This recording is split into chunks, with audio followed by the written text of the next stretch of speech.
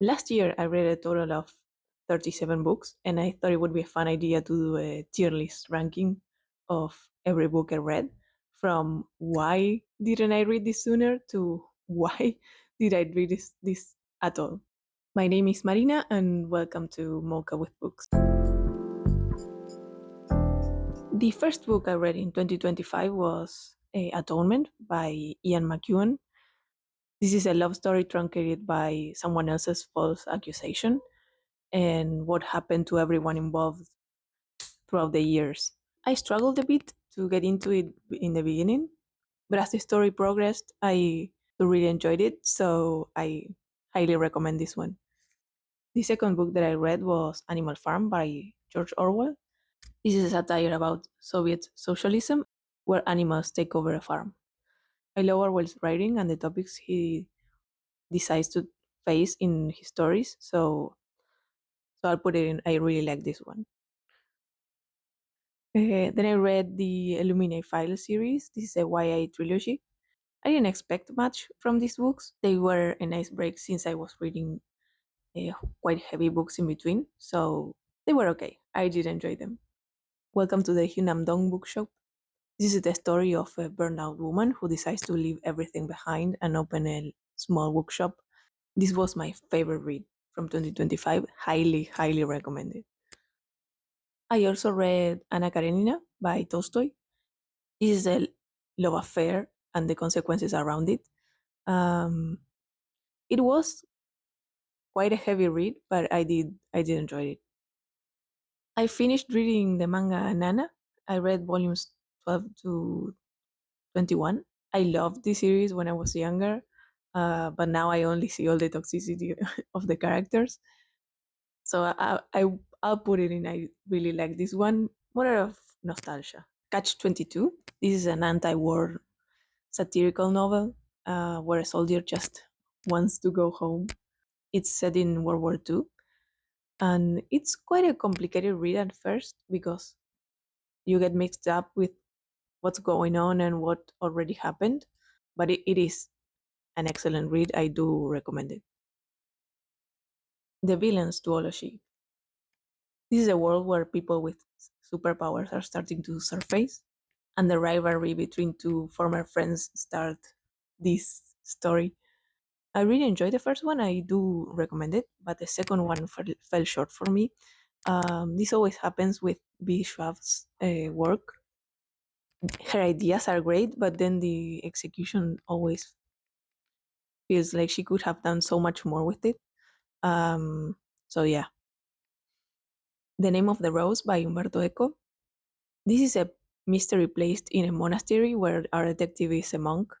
The story is full of religious topics and endless monologues, and it is hard to get into. The light keeps changing, so it was quite tedious to get into, but the plot is actually great. So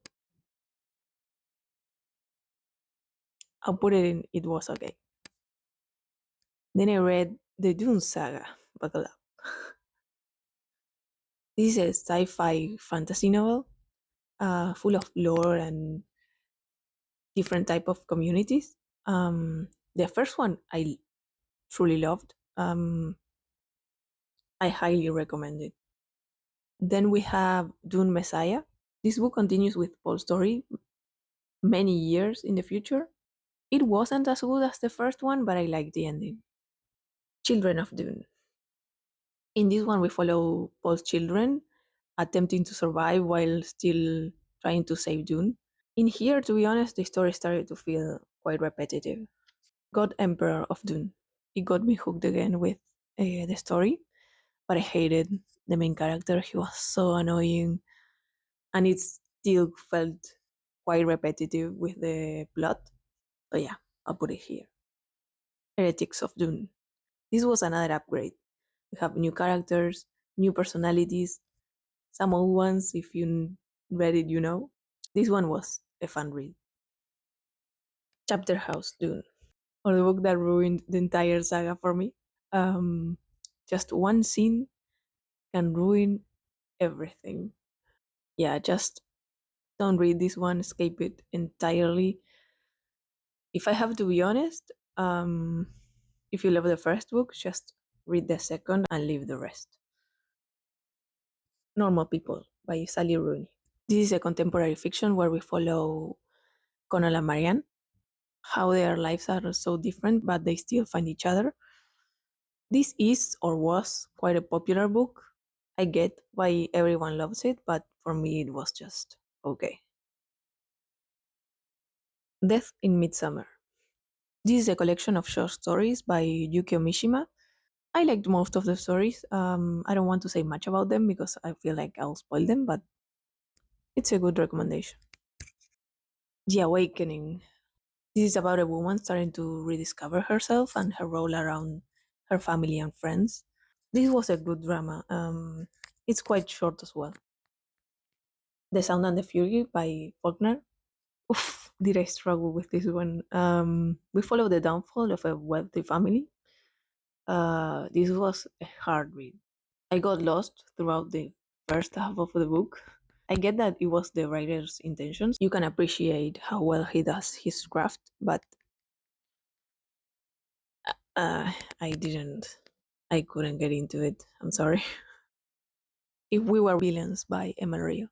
This is a dark academia novel where we follow a group of friends studying Shakespearean theater. I didn't like this one. I don't want to be harsh, but the plot felt kinda dumb. The Poppy War trilogy.